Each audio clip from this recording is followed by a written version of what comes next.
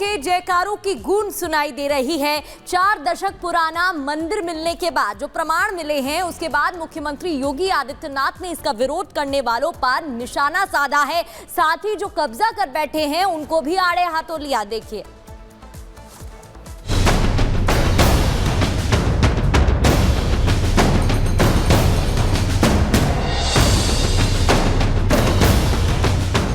संभल में सबूत पर सबूत मिल रहे हैं। पहले मस्जिद की जगह मंदिर होने के कुछ प्रमाण मिले तो बवाल हुआ और बात हिंसा तक जा पहुंची।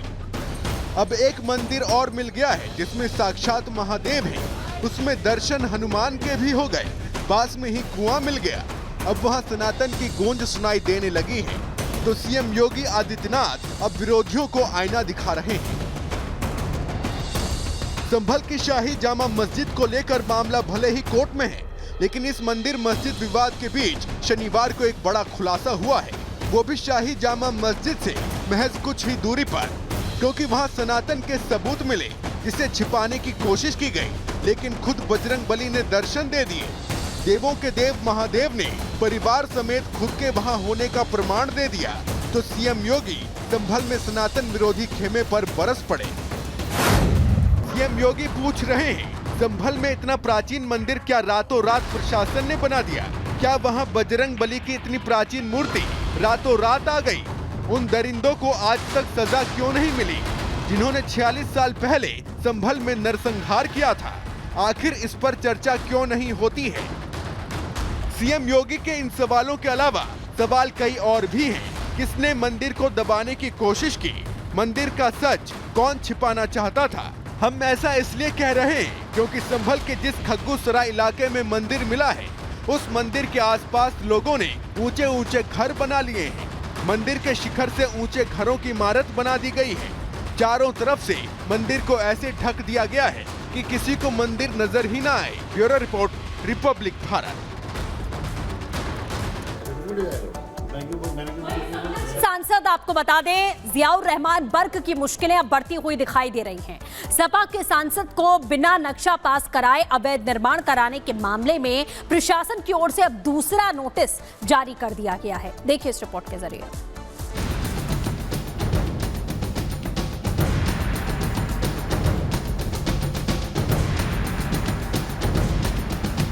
संभल के समाजवादी पार्टी के सांसद जियाउर रहमान बर्क इन दिनों बुरी तरह फंसे हुए हैं। एक तो उनके ऊपर संभल में हिंसा भड़काने का आरोप लगा है, तो दूसरी तरफ अब वो बिना नक्शा पास कराए मकान का निर्माण कराने के मामले में फंस गए हैं।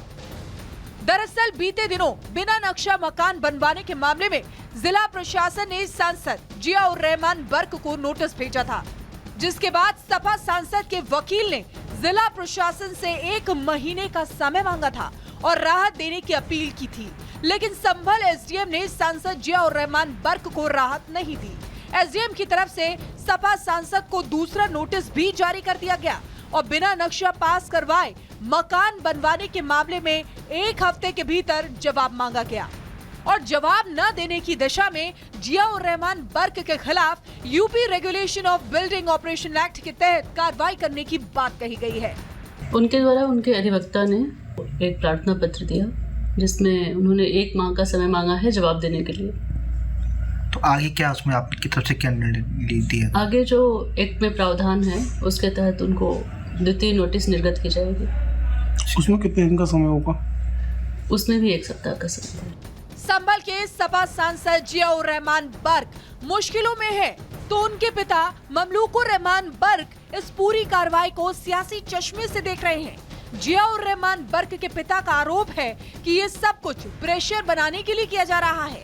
नोटिस में उनके मुताबिक ये है कि तो आपने बगैर इजाज़त के बनाया है, ये है वो है, लेकिन जहाँ तक इसका ताल्लुक़ है, ये तो वालिद मोहतरम का मकान है और उन्होंने उनके दौर में ही इसकी बनने की शुरुआत हुई थी और जब इंतकाल हो गया तो जब भी काम रुक दिया गया था। ये तो वैसे प्रेशर बनाने के लिए बिलावजी एक खौफज़दा करने के, हम इससे खौफज़दा नहीं हैं। फिलहाल मामला गरमाया हुआ है। आगे देखना होगा कि प्रशासन सपा सांसद जियाउर रहमान बर्क के खिलाफ क्या एक्शन लेता है। Bureau report, Republic Bharat. चलिए खबरों में आगे बढ़ते हैं और अब बात करते हैं देवेंद्र फडणवीस के कैबिनेट विस्तार की।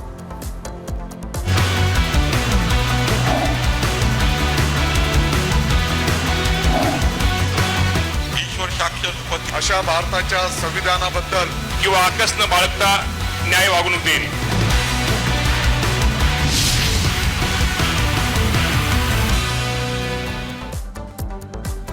वही बड़ी खबर आपको बताएं, जहां पर नागपुर में आज देवेंद्र फडणवीस के मंत्रिमंडल का विस्तार हुआ, जिसमें पूरी तैयारियां की गई थी और नागपुर में 33 साल के बाद ये मंत्रिमंडल के विस्तार को लेकर कार्यक्रम जो है वो रखा गया। जहां पर नागपुर में ये फडणवीस मंत्रिमंडल का विस्तार का जो कार्यक्रम आज हुआ, नागपुर में फडणवीस मंत्रिमंडल के जो तमाम जो बड़े चेहरे थे वो इसमें मौजूद रहे और बीजेपी के जिसमें 19, शिवसेना के 11 और एनसीपी के 9 मंत्री जिन्होंने शपथ इसमें ग्रहण की है।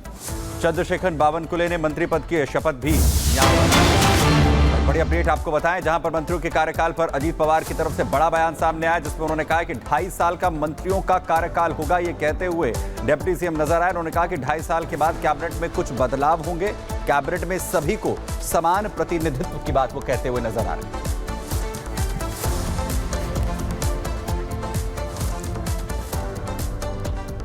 और महा टीम के चेहरों को लेकर तमाम सवाल खड़े हो रहे थे, तमाम प्रतिक्रियाएं भी सामने आ रही हैं। एकनाथ शिंदे के करीबी माने जाने वाले संजय शिरसाट की तरफ से क्या कुछ कहा गया है, आपको सुनवाते हैं। आज की ये जो घटना है, ये मेरे लाइफ में सबसे बड़ा अचीवमेंट जिसे कहा जाता है, वो मैंने आज अचीव किया है। एकनाथ शिंदे साहब ने जो मुझे मौका दिया है, उसमें देवेंद्र फडणवीस साहब भी है, अजित दादा साहब भी है। इन्होंने जो मौका मुझे दिया है, शायद मुझे ऐसा लगता है इनके साथ काम करते वक्त हमें गर्व महसूस होगा और इस महाराष्ट्र को हम आगे की तरफ और प्रगति की ओर लेके जाने की कोशिश करेंगे। तो सत्यप्रकाश सहयोगी हमारे साथ में समय जुड़ चुके हैं। सत्यप्रकाश, मंत्रिमंडल का विस्तार हुआ, लगातार इस पर चर्चा गहनता किससे हुई और सभी को इंतजार था कि कौन कौन से नाम शामिल होंगे, किसे कितनी हिस्सेदारी मिलने वाली है। लेकिन यहाँ पर एक जो ट्विस्ट है वो 2.5 साल का है। क्या ये पूरा फॉर्मूला है, एक बार बताइएगा।